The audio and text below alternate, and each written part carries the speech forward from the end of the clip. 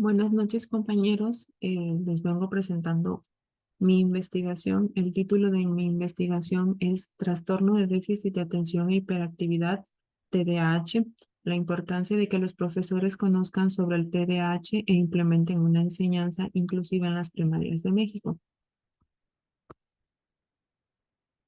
En la introducción encontramos que el trastorno por déficit de atención e hiperactividad es una enfermedad que se produce en el cerebro causado por un síndrome neurológico. El tratamiento de un niño con TDAH no solo consiste en fármacos, también depende de una terapia psicológica y de las personas que participan en su entorno. En el planteamiento del problema, encontramos que a nivel mundial, el TDAH presenta una prevalencia aproximada entre el 7.2 y el 13.3% de la población. En México se estima que un 25% de niños entre 6 y 12 años sufren este trastorno. Las escuelas a nivel primaria necesitan que los profesores tengan conocimiento sobre este trastorno y que además adapten su forma de trabajar a las necesidades y capacidades de los alumnos diagnosticados con TDAH. En México se estima que hay un 25% de niños que padecen el TDAH, sin embargo, solamente el 4.5% es diagnosticado y tratado. Está demostrado que del 100% de los niños que son diagnosticados con TDAH, el 25% recibe un tratamiento adecuado.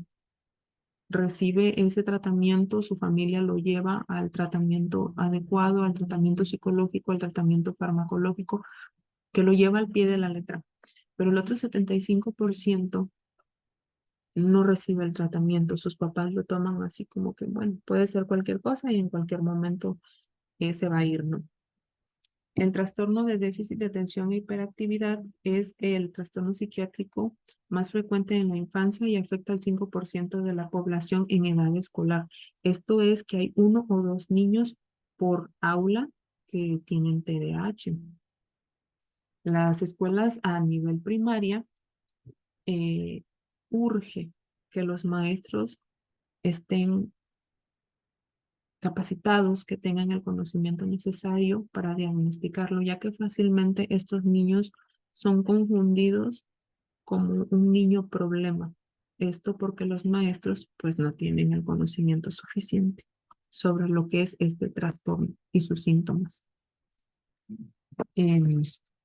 Nuestra pregunta de investigación es: ¿cuál es la importancia de que los docentes conozcan sobre el TDA e implementen una enseñanza inclusiva? En los objetivos encontramos, en general, demostrar que los profesores no cuentan con el conocimiento suficiente sobre el TDAH para distinguir y entender el comportamiento de un niño que lo padece y necesitan modificar sus métodos para una enseñanza inclusiva. En el objetivo específico, obtener información relevante que ayude a los profesores a distinguir a un alumno con TDAH. En la justificación encontramos que actualmente el TDAH es el trastorno psiquiátrico más frecuente en la infancia. Dada su alta prevalencia, es esencial que los profesores estén capacitados para identificar y apoyar a estos estudiantes. El salón de clases es el lugar donde el docente detecta los problemas de conducta y las debilidades que tienen los niños y niñas en el aprendizaje. Por ello, le corresponde a él, o sea, al profesor, asumir actitudes que le permitan cambiar sus creencias, opiniones, sentimientos negativos que tengan especialmente sobre el niño o niña con trastorno de déficit de atención con hiperactividad, para así poder brindar la atención pertinente, dando a estos niños la oportunidad de ser activos y proactivos a sí mismos en la sociedad.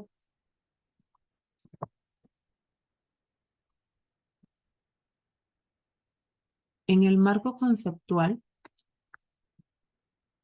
vamos a definir lo que es un trastorno. Un trastorno puede entenderse simplemente como una alteración del estado de salud normal debido o no a una enfermedad.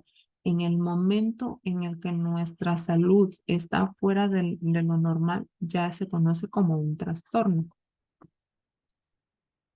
Un trastorno del aprendizaje Mendoza 2018 lo define como una dificultad inesperada, específica y persistente para la adquisición de un aprendizaje, pese a una instrucción convencional, nivel de inteligencia y oportunidades socioculturales adecuadas. Qué es esto? Que lo que normalmente un niño sí lo entiende, otro niño con trastorno del aprendizaje se le va a dificultar. No importa que le hayan dado las mismas instrucciones que al resto de los niños, que le hayan enseñado de la misma manera, no lo va a entender porque tiene un trastorno, una dificultad para aprender. Y dentro de estos trastornos del aprendizaje se encuentra el TDAH. Ahora, ¿qué es enseñar? Enseñar es usar métodos de enseñanza.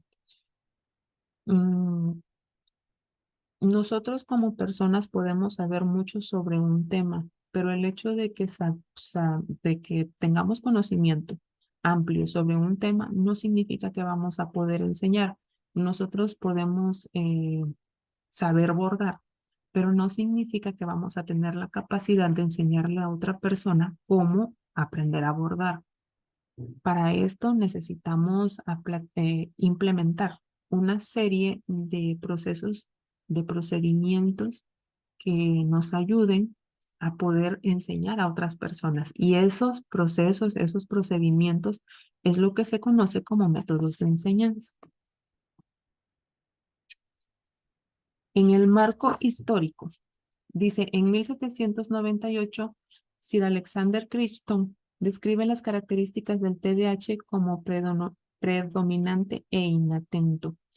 En su libro, Una investigación sobre la naturaleza y el origen de la enajenación mental. Posteriormente, en 1845, el médico psiquiatra Heinrich Hollmann publica su obra Pedro el Greñudo, el cual son varias historias y el protagonista es un niño con un mal comportamiento.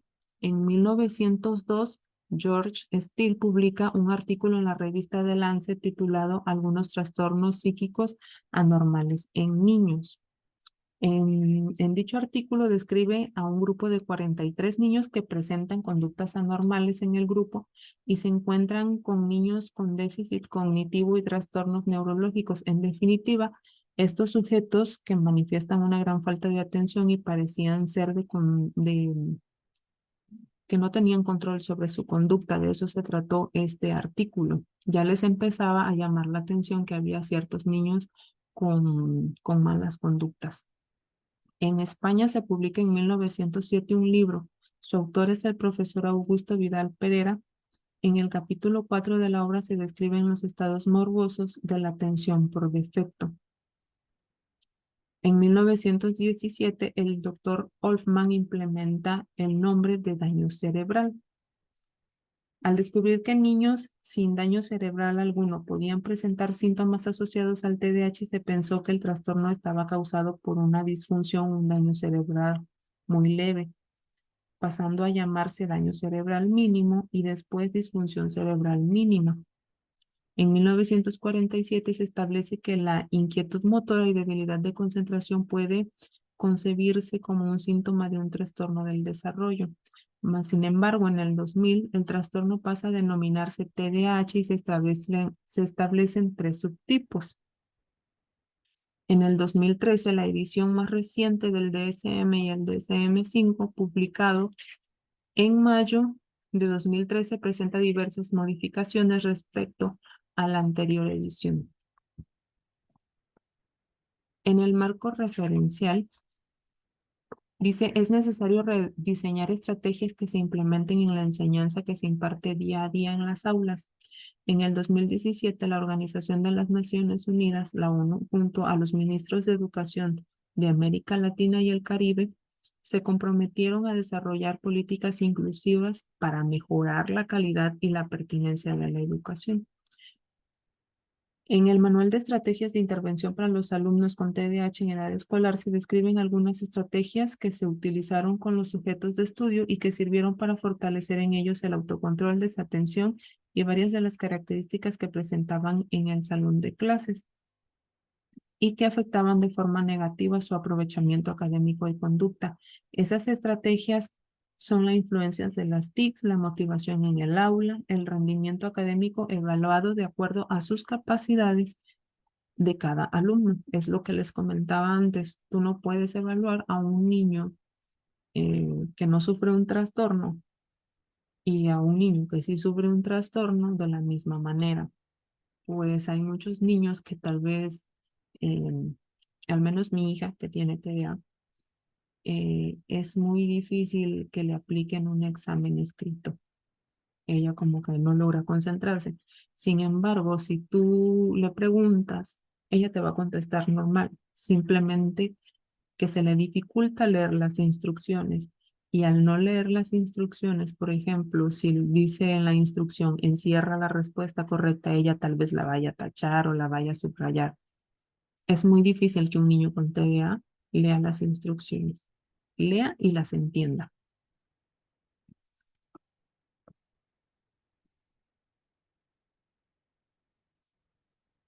En el marco legal encontramos ciertas instituciones como es la UNESCO, la UNICEF, la OMS y lo que es el gobierno de México, que engloban los derechos que tienen los niños para un buen aprendizaje y una educación. Dice que la UNESCO hace referencia a los puntos relacionados con nuestro tema. Las personas con TDA deben tener acceso a las escuelas, a una enseñanza inclusiva, deben de tener el derecho de aprender como cualquier otro niño y debe de ser evaluado de una forma que sea capaz de entender las capacidades de cada niño. La UNICEF, por su lado, considera que la educación es una puerta de entrada al cumplimiento de los derechos de niños y niñas y que es la herramienta más eficaz para moldear y cambiar positivamente la vida de un niño.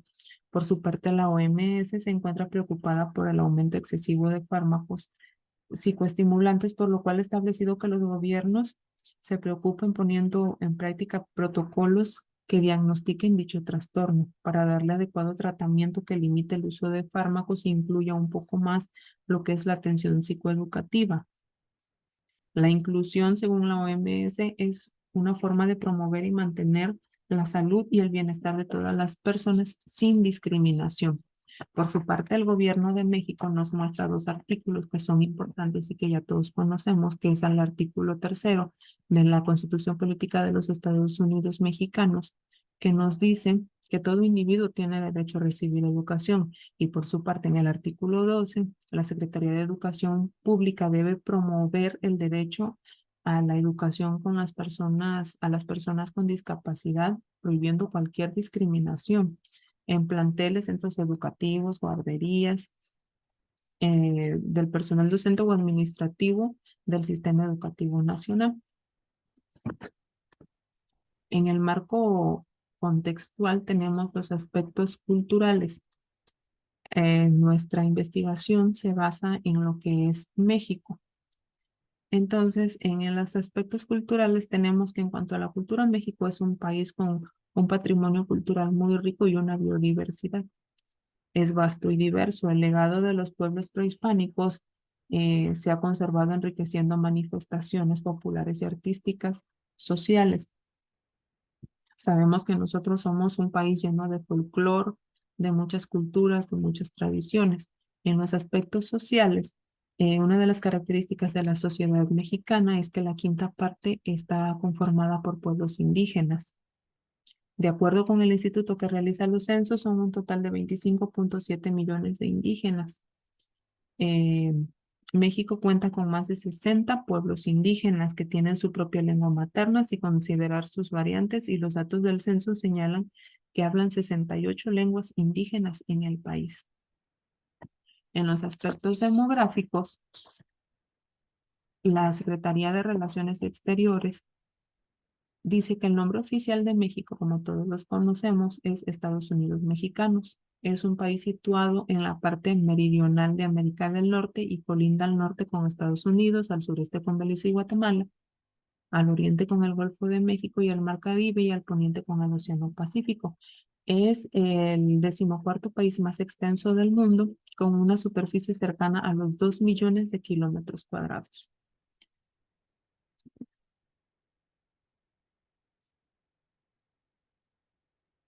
La metodología de esta investigación. En la descripción del método, perdón, menciona Hernández et al. Que el método cualitativo se conoce también como naturalista, fenomenológico, interpretativo o etnográfico. Son estudios no cuantitativos que permiten describir y refinar preguntas de investigación. Además, analiza el mundo social para desarrollar una teoría consistente que se conoce como teoría fundamentada. Esta investigación se basa en un estudio o en estudios obtenidos, realizados anteriormente, recolectando datos de manera nominal y ordenal. Por lo tanto, el método utilizado es un método cualitativo. Esta investigación es de tipo documental, ya que se basa en datos obtenidos de anteriores investigaciones. En las técnicas e instrumentos se identificaron, recolectaron y analizaron los datos obtenidos de encuestas, análisis documentales y contenidos semejantes a este tema planteado, que se realizaron dentro de la República Mexicana, que incluso si ustedes buscaran investigaciones antes realizadas fuera de México, se darían cuenta que los resultados son los mismos. Este problema no solo lo tenemos en México, está en el resto del mundo. Eh, los maestros, los docentes a nivel primaria necesitan mucha capacitación en cuanto a este tema. Y en nuestras fases de investigación, de acuerdo con Chong 2007, se entiende que en el proceso de investigación documental se requiere primero que nada una fase de investigación, es decir, la búsqueda e identificación de fuentes de información, su localización y obtención, etc. Una vez analizadas y valoradas, es necesario sistematizar toda la información que se considera valiosa. Después se debe determinar la modalidad de exposición de la información encontrada. Esto es la manera de presentar tal información en este orden que ha sido ejecutada la presente investigación. Primero seleccionamos el tema, lo delimitamos, recopilamos información, analizamos y sistematizamos la información y la integramos y redactamos. Entonces, eh, tenemos que al analizar esta investigación, interpretar los resultados, pudimos darnos cuenta que en efecto los docentes no tienen la preparación adecuada. Se tomó una muestra de 3 investigaciones que se realizaron anteriormente. Una de ellas se llama Percepción de los profesores hacia la inclusión educativa de estudiantes con TDA. Se realizó en el 2019. Se utilizó la entrevista semiestructurada como técnica o instrumento de investigación y se obtuvo como resultado que los profesores no cuentan con un conocimiento amplio para detección de las características del TDA. Otra investigación que se tomó como muestra fue la importancia de la formación docente en TDAH. Ese es el nombre de la investigación, se realizó en el 2020. Se analizaron también los docentes para ver si tenían conocimiento sobre el TDA. Los resultados. De acuerdo con esta revisión del nivel de conocimiento de los docentes con respecto al TDA y la importancia que supone la capacitación docente en este tema, se ha podido constatar que el conocimiento que tienen los docentes sobre el TDA es muy escaso. La tercera investigación que se tomó fue una llamada comparación de los conocimientos y actitudes del profesorado de educación básica hacia el alumnado con el trastorno por déficit de atención y hiperactividad TDAH en Argentina y México. Esta también fue realizada en el 2020. Los docentes, este es el resultado, los docentes respondieron de forma correcta a más de la mitad de los ítems del cuestionario, obteniendo un porcentaje medio de aciertos del 60%, respondiendo de forma incorrecta a un 40% de los ítems. En cuanto al análisis e interpretación de estos datos, se observa que los resultados obtenidos en estas investigaciones pues arrojan que los docentes simplemente no tienen el conocimiento necesario para diagnosticar y para tratar a un niño con TDAH. ¿Qué significa? que las consecuencias son que no pueden implementar un método de enseñanza adecuado si no saben ni siquiera diagnosticar a un niño con TDA.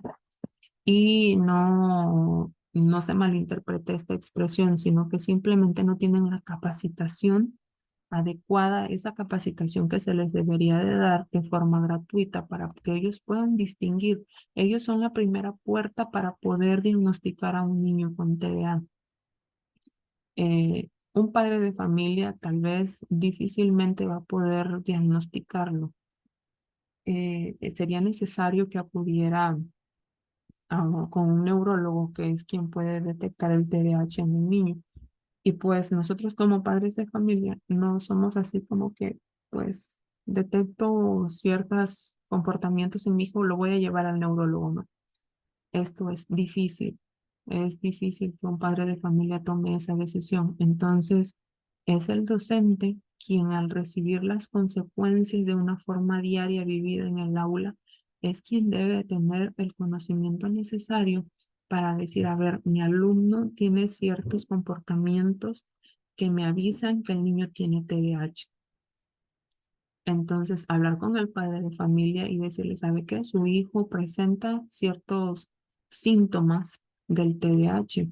Entonces, sería necesario que lo llevara con un neurólogo.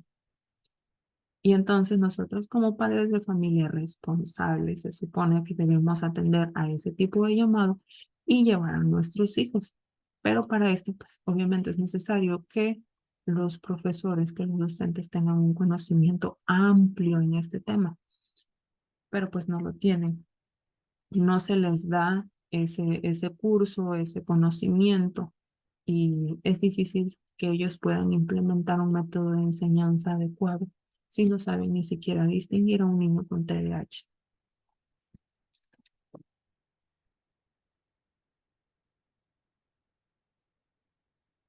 En nuestra conclusión, pues los docentes que participaron en los estudios seleccionados demostraron un ineficiente conocimiento sobre este trastorno, si bien cuentan con algo de información sobre la sintomatología y características del TDAH, lo más importante para ellos, que es cómo tratarlos y enseñarlos en el aula, lo desconocen totalmente. En el debate, eh, Molinari y Cervantes en su estudio de 24 docentes, que fue el que hicimos, analizaron los conocimientos del TDAH, pudieron comprobar mediante el instrumento ASCAR que dichos docentes no tenían los conocimientos necesarios. Jesús 2019 analizó las percepciones de los profesores entrevistados hacia la inclusión educativa de estudiantes de primaria con TDAH del municipio del centro del estado de Tabasco. Esta investigación fue realizada en el estado de Tabasco. Del ciclo escolar de agosto de 2018 julio de 2019, utilizó 6 preguntas para la recolección de información y pues como resultado, les comentaba también, pues los maestros no tuvieron el conocimiento necesario y sugirió una capacitación y trabajo en equipo. Cabeza 2020 tuvo como objetivo de investigación analizar si los docentes tienen conocimiento sobre el TDAH. Por eso seleccionó algunos artículos en las bases de datos de Scopus, EBSCO, y el buscador de Google Scholar a partir de estas palabras claves como TDAH, conocimientos, creencias, formación docente, educación primaria. Los resultados de los 9 artículos seleccionados que este investigador usó convergen en la idea de que la mayoría de los docentes no tienen información sobre el TDAH. Teniendo en cuenta la semejanza entre los resultados de estas investigaciones, podemos ver que el conocimiento de los docentes referente al TDAH es posible asumir que pues viven al día a día con estos comportamientos, pero siguen sin conocerlo, siguen sin poder diagnosticarlo y sin tener un manejo adecuado de los alumnos en el aula. Un conocimiento que los ayude a identificarlos, que los ayude a ayudarlos, aunque se escuche, a eliminar esas barreras que limitan su aprendizaje de estos niños. en un contexto educativo incluyente. Y pues como recomendaciones se presenta que este trastorno del TDAH no solamente debe hacerse en niños, también debe de hacerse en adolescentes y sobre todo en adultos. Si ustedes investigan del TDAH en adultos o en muchachos universitarios, se darán cuenta que hay muy poca información. Sin embargo, los problemas siguen siendo los mismos. Los docentes en el nivel escolar que se realiza este tipo de investigación, nos daremos cuenta que no cuentan con el conocimiento suficiente para sobrellevar a un alumno que tenga TDAH en el nivel que sea, preescolar, primaria, secundaria, universidad, no cuentan. Y pues nosotros podríamos decir que pues es México, ¿no? Que somos un país que no se preocupa tanto por la educación, pero no solo es en México. Como les comentaba, si ustedes pudieran leer, se darían cuenta que esto es en todo el mundo. Entonces, se recomienda que esta investigación se haga en todos los niveles escolares, que se impartan cursos eh, para los maestros, cursos gratuitos, información relevante, información importante que les ayude a conocer más sobre esta enfermedad. Espero haya sido entendible, espero haya sido de su agrado la información que les acabo de dar. Les agradezco su atención y muchas gracias.